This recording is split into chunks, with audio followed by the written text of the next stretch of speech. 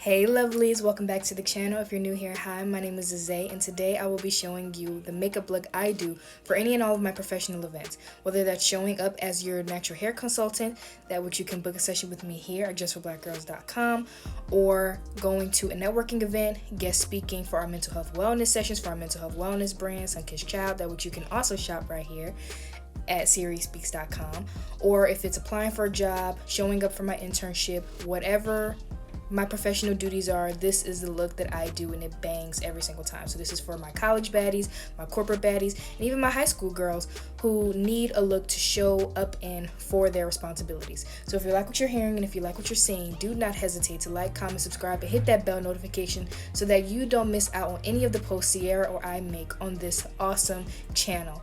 Join the lovely squad, you won't regret it, and without further ado, let's hop right into this video.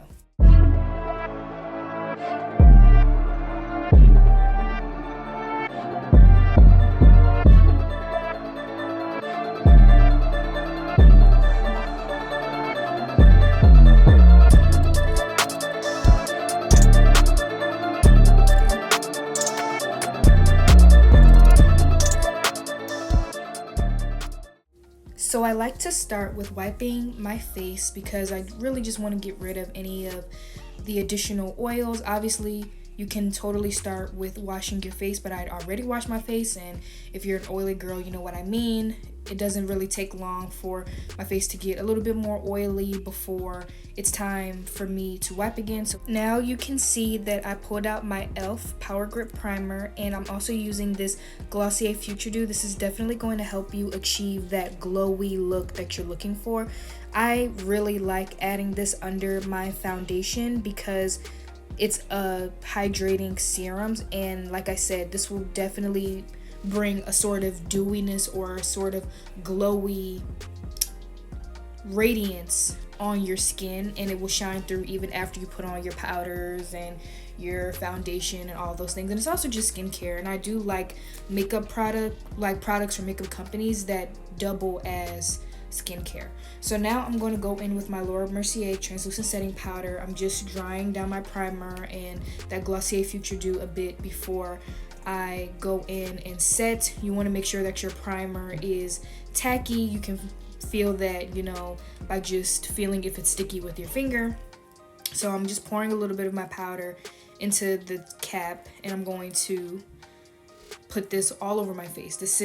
And I know, okay, yes, you want to look glowy, but you also want your makeup to last, and setting your face will not only tap down on shine, because like I said, my skin is oily, so I'm gonna be shiny, but shiny and glowy is different. So I don't want to be shiny, meaning my face is dripping with oil. I want to be glowy. So I'm going to set my face with powder before I go in with my foundation. After your face is all primed, moisturized, and set, we are now going in with brows.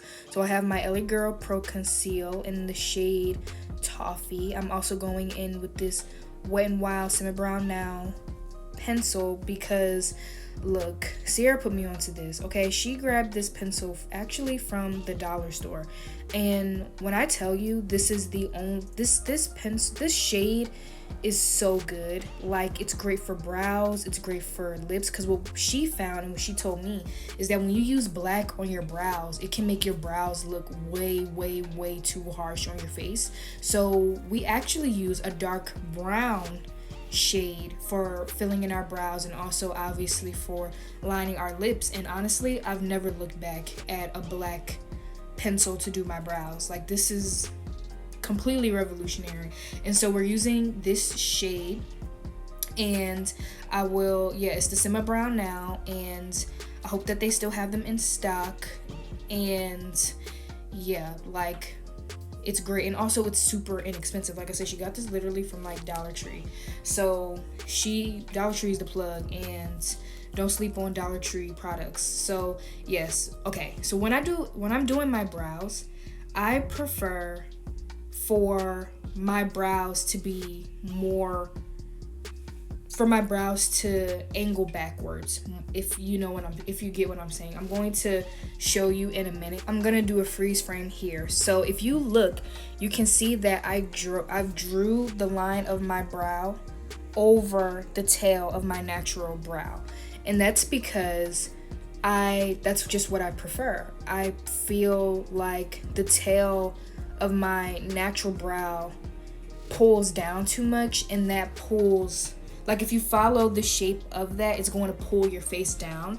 And because obviously I like to be snatched, I draw my eyebrows up, so it pulls your face up and back. It's like, just like with anything, like, makeup is to obviously enhance your natural features, but it's also to make the eyes see things that may be different on your natural face. So naturally my arches go down, and if I were to follow the natural shape of my natural arch, it will pull my face down, and that's not really my fault. And obviously that's not a problem if that's what you like to do, that's what you like to do. But for me, I liked for my face to be pulled up and back, like snatched. That's literally what the definition of snatched is. You're snatching your face. So my way, or an additional way I snatch my face, is by starting with the brows, pull them up and back. So like, the only thing that's keeping me from literally just shaving off my tails is Sierra. She keeps telling me, like, Zay, do not shave off your eyebrows because you're gonna be looking crazy. And I'm like, you're right. But if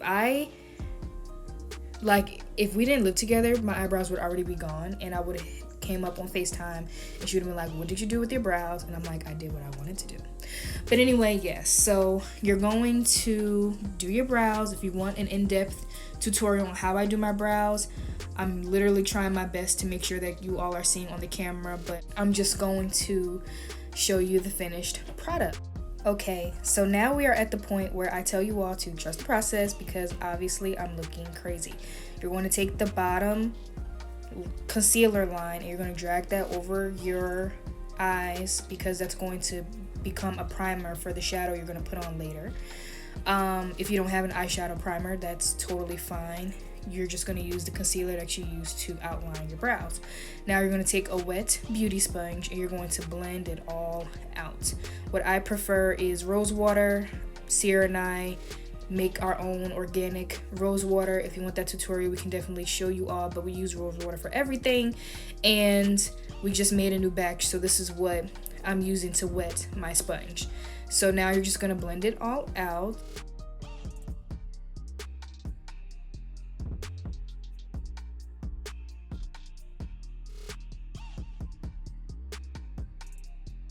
Et voila! This is what you are going to look like after your brows are blended out. And now it's time to carve out this face, honey. We're going to use contour. Yes, so I know better now. But what you want to do is you want to put your contour closer to being on top of your cheek. You don't want to put it right in the pit of your cheek, but it's fine if you do this. Like I said, I know better now. If you want a more type of look, you should definitely put your contour closer to almost nearly on top of your cheek. But we all saw people putting it in the pit of their cheek, which is fine.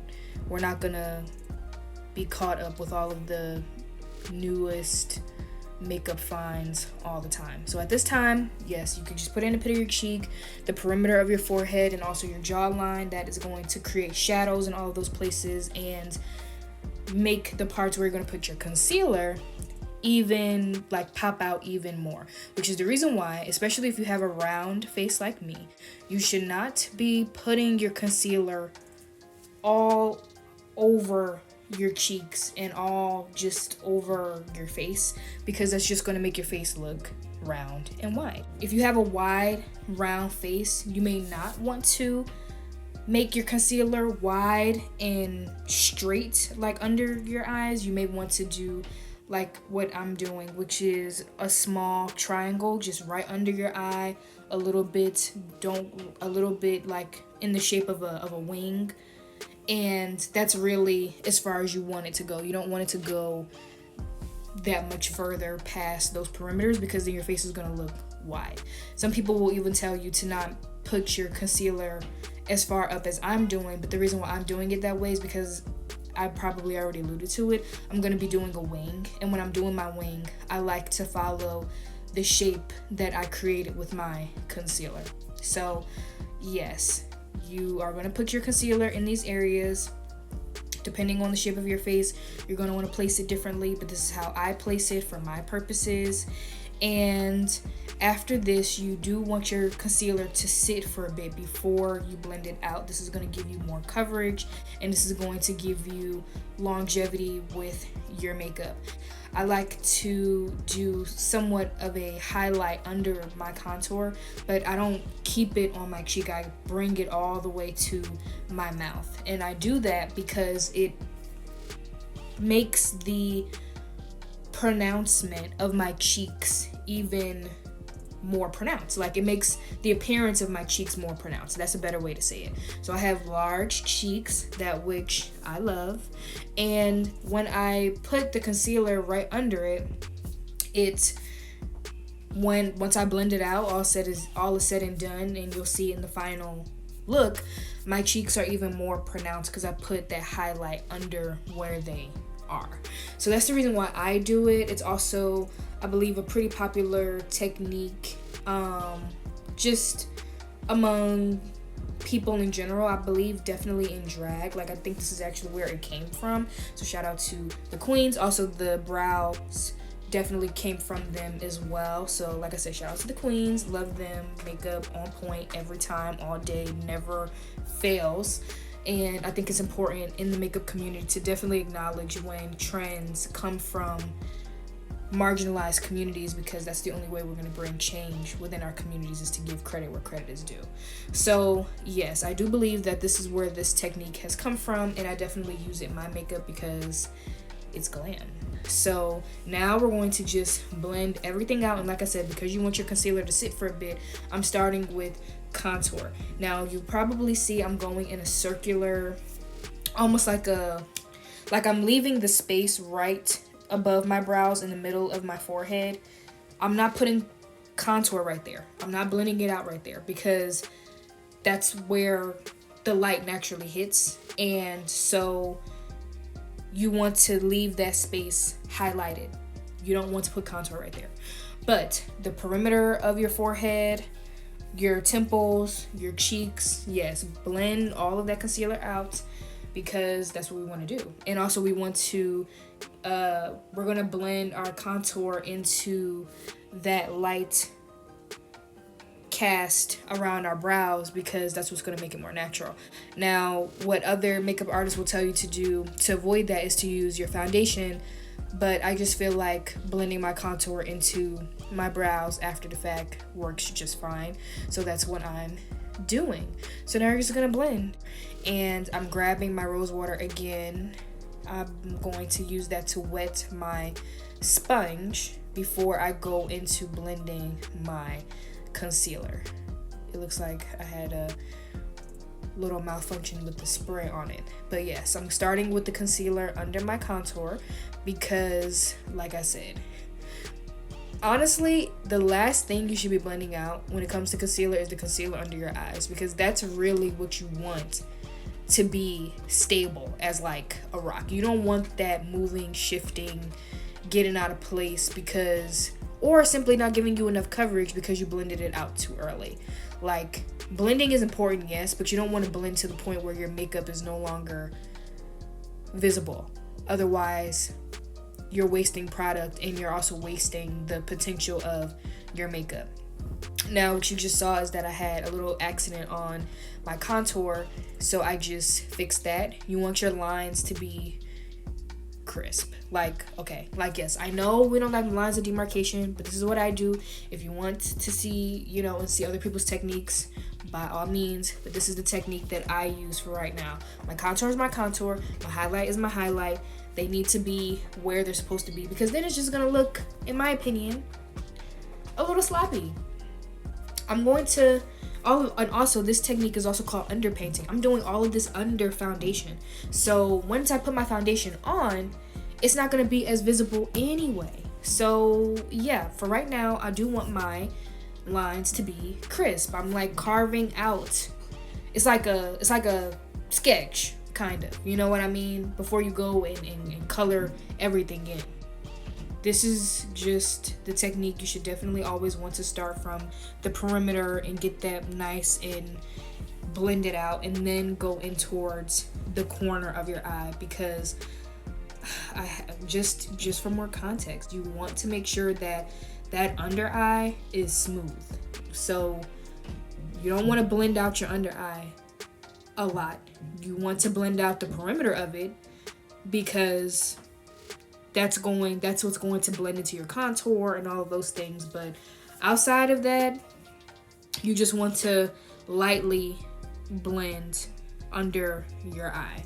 And so that is what I'm doing right now. We're just going to keep blending out that perimeter until it looks virtually invisible. And I'm giving a thumbs up because it's time to move on. You see how I look snatched? You see how I look, everything looks good?